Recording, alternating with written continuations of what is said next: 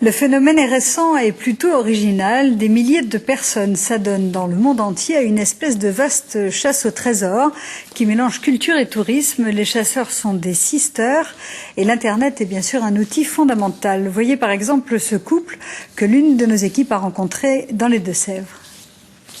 Ce qui est extraordinaire, ce qui est rarissime.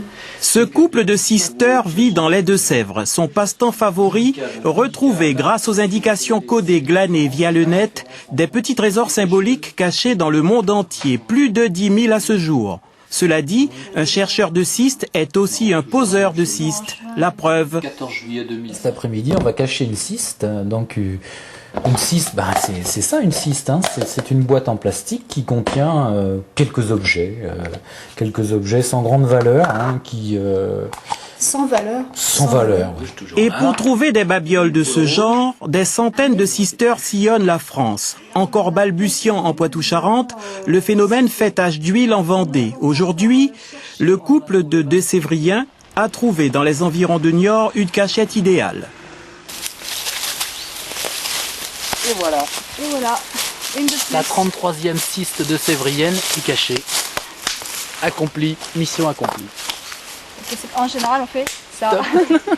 La centaine de cystes trouvés à ce jour, notamment en Crète et au Mexique, a décuplé l'intérêt de Christian et Michel pour cette chasse au trésor. Les voici dans les environs de Bressuire. Est-ce la bonne piste? L'énigme, c'est 8 mots, hein, c'est tout. C'est sous pierre, pied chêne, le pin, près dolmen. Pierre, pied, chêne. Donc c'est Pierre, là où commence. Alors, une cyste n'est jamais enterrée. Ah d'accord. Jamais. Bah, je la vois. Le dolmen, le chêne, la pierre. Et si je soulève la pierre, la poche et la boîte magique est là.